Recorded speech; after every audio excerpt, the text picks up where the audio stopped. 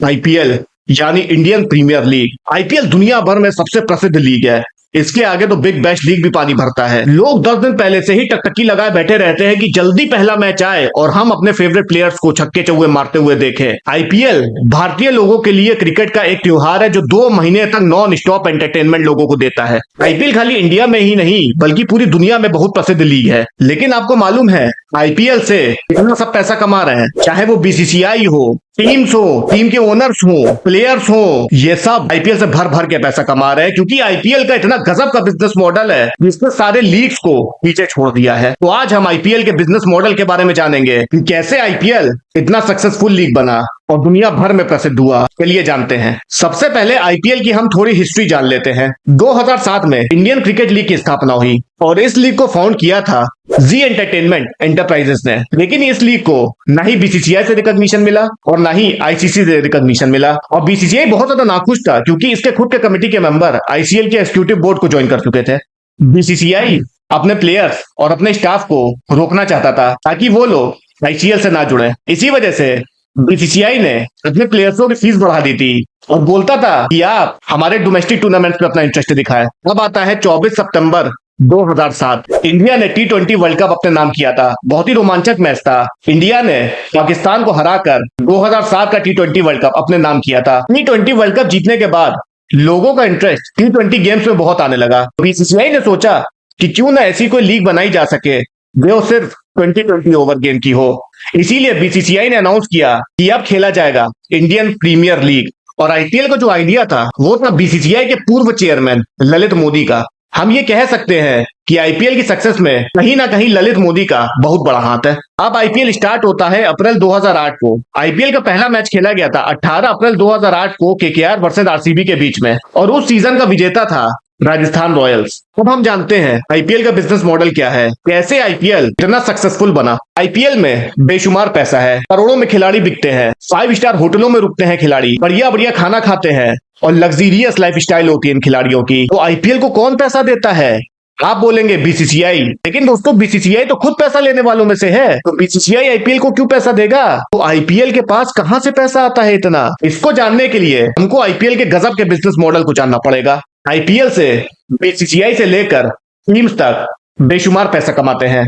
IPL में कई तरीकों से पैसा आता है, जैसे media rights, central sponsorship, franchise के अपने स्पॉन्सर्स होते हैं, टिकट की बिक्री होती है, मर्चेंडाइज की बिक्री होती है और एड से पैसा आता है। इन 5 तरीकों से आईपीएल में बेशुमार पैसा आता है। तो चलिए एक एक करके हम जानते हैं कि ये चीजें कैसे काम करती हैं। सबसे पहले हम बात करते हैं मीडिया राइट्स और सेंट्रल स्पॉन्सरशिप की। अगर इसकी बात करें तो इसका सीधा कंट्रोल बीसीसीआई के हाथ में होता है। आईपीएल शुरू होने से पहले बीसीसीआई मीडिया राइट जारी करता है। वैसे इस बार के मीडिया राइट्स वायाकॉम 18 और स्टार स्पोर्ट नेटवर्क के पास है। इन्होंने 48,390 करोड़ में ये राइट्स खरीदे थे। जैसे कि 2008 से लेकर 2017 तक ये राइट 10 सालों के लिए सोनी के पास थे। सोनी ने इसके लिए 8,200 करोड़ रुपए दिए थे। 2018 से लेकर 2022 तक यानी 5 सालों के लिए ये राइट 16,348 करोड़ रुपए में डिज्नी स्टार के पास चले गए थे। 2023 से लेकर 2027 तक यानी अगले 5 सालों के लिए ये राइट्स वायाकॉम 18 के पास रहेंगे। इन्होंने 48,390 करोड़ रुपए में ये राइट्स खरीदे थे और इस बार तो आप फ्री में आईपीएल का लुत्फ उठा सकते हो जियो सिनेमा पे। इसी के अंदर आता है टाइटल स्पॉन्सरशिप। टाइटल स्पॉन्सरशिप क्या होता है? हर कंपनी आईपीएल के जरिए अपनी कंपनी को प्रमोट करना चाहती है। जैसे आपने सुना होगा ना, DLF IPL, Vivo IPL, Tata IPL. तो आईपीएल के पीछे कंपनी का नाम लगा हुआ है। कंपनी अपने नाम को प्रमोट कर रही है। जैसे कि 2008 से लेकर 2012 तक 40 करोड़ रुपए में डीएलएफ ने टाइटल स्पॉन्सरशिप खरीदा था। 2013 से लेकर 2015 तक पेप्सी ने 80 करोड़ में टाइटल स्पॉन्सरशिप खरीदा था। 2017 से लेकर 2019 तक वीवो के पास ये टाइटल स्पॉन्सरशिप था। फिर 2020 में ड्रीम 11 के पास आ गया था ये टाइटल स्पॉन्सरशिप और ड्रीम 11 ने इसके लिए 220 करोड़ रुपए दिए थे। 2021 में वीवो ने फिर से 440 करोड़ रुपए में टाइटल स्पॉन्सरशिप अपने नाम किया था और 2022 से लेके अभी तक टाटा के पास ये टाइटल स्पॉन्सरशिप है और टाटा ने इसके लिए 335 करोड़ रुपए दिए हैं। तो इस बार भी आईपीएल 2024 टाटा आईपीएल 2024 कहलाएगा। आईपीएल का जो दूसरा कमाई का जरिया है वो होते हैं फ्रेंचाइजी के अपने स्पॉन्सर्स। आपने देखा होगा कि जब भी खिलाड़ी मैदान पर उतरते हैं तो उनकी जर्सी पर अलग ब्रांड का नाम होता है, उनके ट्राउजर्स पर अलग ब्रांड का नाम होता है, यहाँ तक कि उनके हेलमेट और पानी की बोतलों पर भी अलग ब्रांड्स का नाम होता है। ये सारे स्पॉन्सर्स टीम फ्रेंचाइजी के अपने स्पॉन्सर्स होते हैं। इसका पूरा पैसा फ्रेंचाइजी के पास जाता है इसमें बीसीसीआई का कोई भी अधिकार नहीं होता है।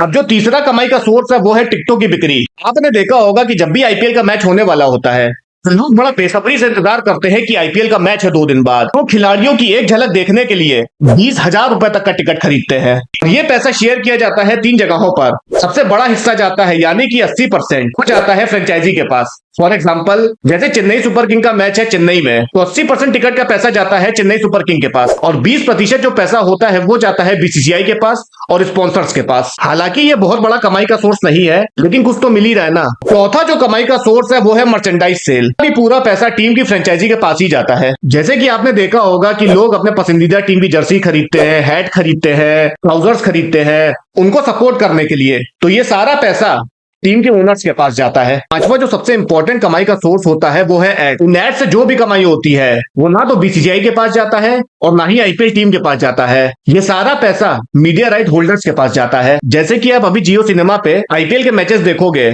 तो उसके बीच में जो भी एड चलेंगे वो सारा पैसा जियो सिनेमा के पास और वायोकॉम टीम के पास जाएगा। और ये लोग 15 सेकंड का एड चलाने के लिए 17 से 18 लाख रुपए चार्ज करते हैं। और जो छठा कमाई का सोर्स है वो होता है फ्रेंचाइजी ऑक्शन, यानी टीमों की बिक्री। आईपीएल में जब भी कोई नई टीम जुड़ती है तो इसकी नीलामी की जाती है।